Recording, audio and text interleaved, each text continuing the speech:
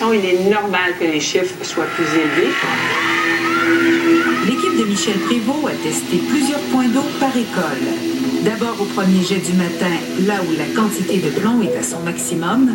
Ensuite, après 30 secondes de coulée, ce qui a permis une diminution de 77% de plomb total dans l'eau. Et un autre après avoir fait couler l'eau durant 5 minutes. Cette fois, tous les échantillons respectaient la norme. Si vous faites rincer l'eau 5 minutes, ce que personne ne fera, parce que c'est très long, 5 minutes, et là, à ce moment-là, vous n'aurez pas de dépassement. La norme actuellement au Québec demande de mesurer après 5 minutes de rinçage. Ce règlement du ministère de l'Environnement, soutenu par la santé publique, vise à identifier prioritairement les cas de problème. Si je comprends bien, si vous faites un échantillonnage, vous allez le faire après 5 minutes d'écoulement. Donc, il n'y aura plus de présence de plomb s'il y en avait eu au premier jet. Effectivement, on ciblait vraiment un échantillonnage. Bon, un qui était plus facile à faire et qui pouvait nous permettre de cibler vraiment les cas problématiques. C'est sûr que si on prend cette façon de mesurer-là, on n'aura jamais de valeurs de plomb qui sont élevées. On ne verra pas le problème. Si vous laissez l'eau stagner, même 30 minutes, ce qui est typique entre deux usages, là, c'est presque garanti que vous allez avoir un pourcentage élevé qui dépasse. Il y a des régions dans lesquelles c'est 50% que ça dépasse. Les régions où l'eau est plus corrosive sont plus à risque, mais la présence de plomb ne vient pas de l'eau de la ville. Plus souvent, le problème émane de la plomberie même de l'édifice. Dans ce matériau, il y a du plomb. Et lorsque l'eau stagne dans cette section-là et dans le robinet, quand le robinet est fermé, le plomb sort du matériau vers l'eau. Et la personne ou l'enfant qui boit de l'eau après stagnation, elle prend le métal qui a été relâché. Des éléments comme ça de plomberie, il y en a des milliers. Ces éléments de plomberie-là sont en différents métaux. Ces métaux-là contiennent jusqu'à 8% de plomb, légalement.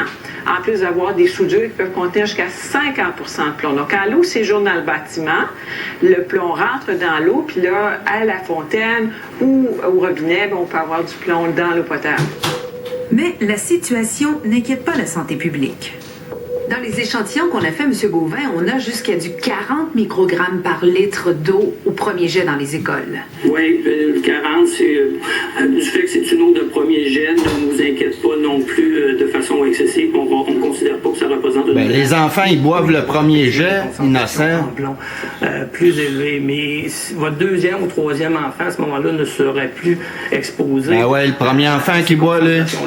Non, mais vous êtes d'accord avec moi qu'il y a quand même un enfant qui l'a bu, cette eau-là. Oui, mais s'il le bu juste une fois, s'il le boit seulement qu'une fois, l'impact au niveau de la santé est à peu près négligeable, inexistant. Si votre enfant est dans une maternelle et qu'il remplit sa gourde à un mauvais point d'eau, cet enfant-là est malheureusement exposé à des concentrations qui sont parfois bien plus hautes que 10 et de façon répétitive. Donc, pour les enfants qui sont exposés dans les mauvaises écoles ou aux mauvais points d'eau de façon préférentielle, à ce moment-là, nous avons modélisé l'exposition et elle est importante.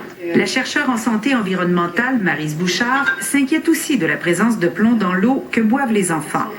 On n'a pas trouvé de concentration de plomb inoffensive. Il semble que plus les taux de chlorobémie sanguine diminuent dans la population, on fait des nouvelles études à ces niveaux d'exposition plus bas, puis on trouve encore des effets. Et donc, ce qu'on doit faire, c'est de diminuer l'exposition le plus possible. Aux États-Unis, on agit déjà depuis une quinzaine d'années. En Europe, on commence à agir et on se rend compte que la partie d'exposition dans les grands bâtiments à l'eau potable peut être importante dans certains cas. Vous dites, on commence à agir en Europe, on agit aux États-Unis, on n'agit pas au Canada? En fait, on agit au Canada, en Ontario qui est vraiment l'exception à la règle. Il y a une réglementation corsée. Pendant qu'en Ontario, on a testé l'eau de 10 000 écoles et CPE, au Québec, dans une ville de la grosseur de Montréal, l'eau d'1 à 2 écoles sera testée chaque année.